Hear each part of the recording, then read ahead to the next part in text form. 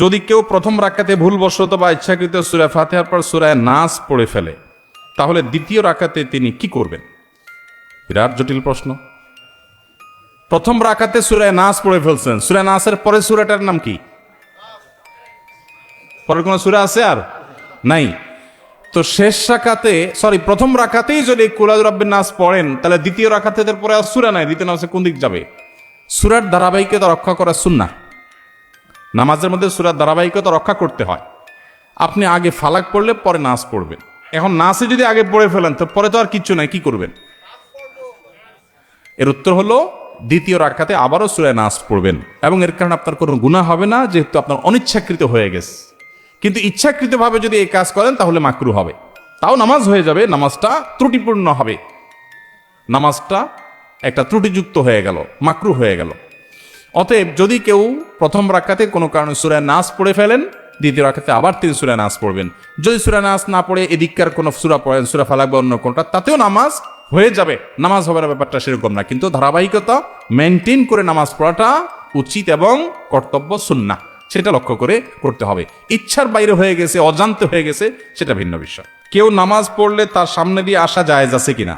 কেউ নামাজ পড়ছে, তার সামনে ক্রস করা জায়েজ নাই, কিন্তু সামনে বসা আছেন বরাবর, আস্তে করে ডানে বা বামে নেমে গেলেন, এটা জায়েজ আছে।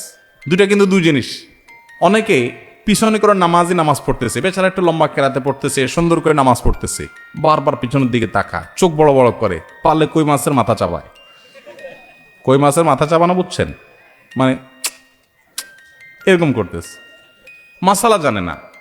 আপনি যদি কোনো নামাজের সামনে বরাবর বসে থাকেন, তাহলে ডানে বা বামে আপনি সরে যেতে পারেন, এটাকে বলা হয় নুজুল, সরে যাওয়া, এটা জায়েজ আছে।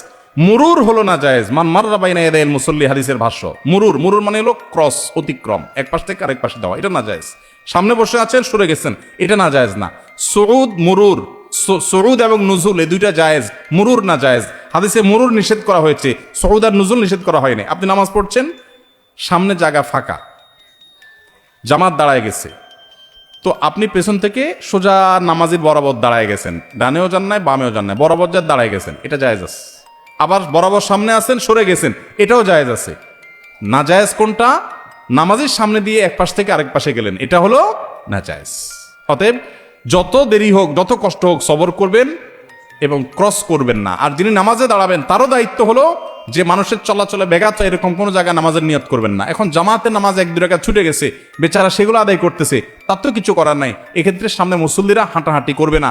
অনেক সময় দেখা যায় নামাজিরা এক দুই রাকাত মিস করেছেন, মাসবুক হয়েছেন, তারা নামাজ পড়ছেন, আর বাকিরা উঠে হাঁটাহাঁটি শুরু করছে নামাজের সামনে দিয়ে। নবী সাল্লাল্লাহু আলাইহি ওয়াসাল্লাম বলেছেন, নামাজি ব্যক্তির সামনে ক্রস করা, হাঁটাহাঁটি করা, এটা কত বড় অপরাধ, এর শাস্তি কত জঘন্য হবে, এটা যদি মানুষ জানতো, 40 পর্যন্ত মানুষ অপেক্ষা করতো। 40 বলতে 40 দিন না বছর, সেটা নবী সাল্লাল্লাহু আলাইহি ওয়াসাল্লাম বলেন নাই। তাহলে বোঝা গেল যে ক্রস করা, অতিক্রম করা জায়েজ নাই। যত সময় লাগুক প্রয়োজন অপেক্ষা করতে হবে, সবর করতে হবে।